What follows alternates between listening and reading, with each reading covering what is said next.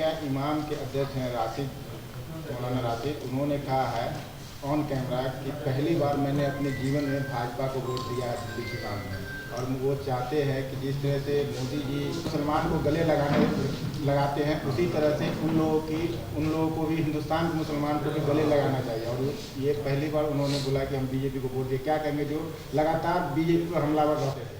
देखिए, मैं यही कहूँगा, देश में 77 साल आज़ादी के हो गए और भारत के हिंदुओं ने कभी सामाजिक सौहार्द को नहीं बिगाड़ा, तजिया पर कभी एक पत्थर नहीं फेंका।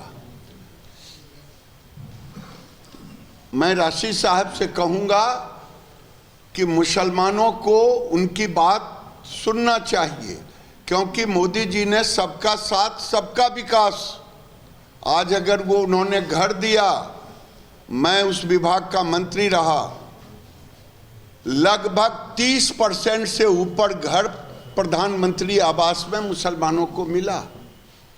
मुसलमानों को सोचना, ठीक ही कहा, उनकी बात को सोचना चाहिए। आज जल नल योजना, शौचालय योजना, गरीब कल्याण योजना, गैस सिलेंडर योजना, जितनी आयुष्मान कार्ड, मैं दरभंगा में मैंने बात की थी, जिस समय आयुष्मान कार्ड चला हिंदू से ज्यादा मुसलमानों ने लिया। तो ये मोदी जी ने कभी मुसलमान और हिंदू में भेदभाव नहीं किए, ये कट्टरपंथियों ने किया। और मैं धन्यवाद देता हूं कि उन्होंने वोट दी। अगर और कुछ लोग दिए हैं वोट, तो खुदा का नाम लेकर के वो भी मीडिया के सामने कहना चाहिए कि मोदी ने मेरे लिए इतना किया तो मैंने भी मोदी को वोट दिया। लेकिन तंज भी कसा है, उन्होंने कहा कि मोदी जी को गले लगाना चाहिए मुसलमान से। तो क्या ये उनका कहने का सेंस क्या, इसको किस रूप में आप लोग देखते हैं? कि हम किस रूप में देखते हैं? हम तो गले लगाए हुए हैं। अगर वो गले लगा हुआ नहीं समझ रहे हैं तब कलेजा फाड़ के हनुमान जी तो है नहीं। अगर आपसे मैं कहूँ कि एक पत्थर नहीं कहीं तजिया पर फेंका किसी ने, हिंदू ने, तो आखिर विभेद कहाँ पैदा हुआ?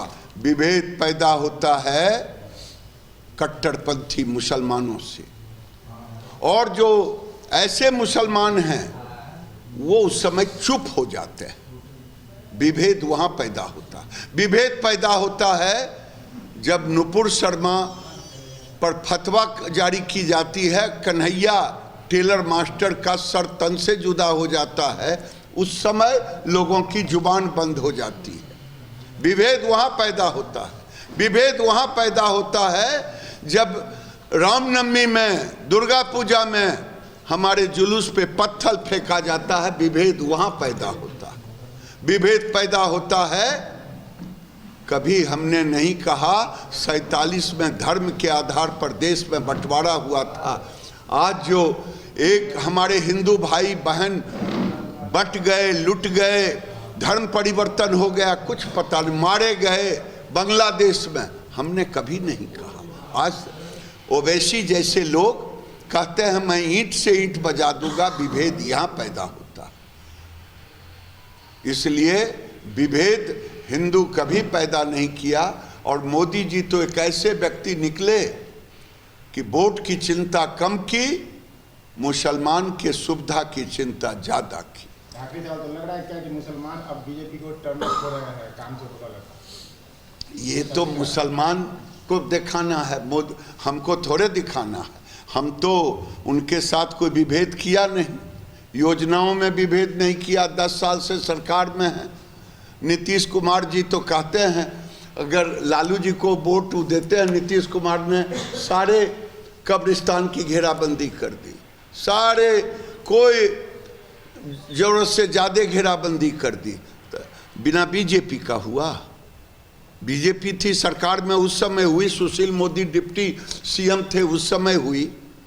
तब विभेद कौन पैदा करता है? विभेद उनके मन में ओवैसी जैसे लोग करते हैं और जिनका नाम लिया वो करते हैं। लेकिन समय बदल चुका है।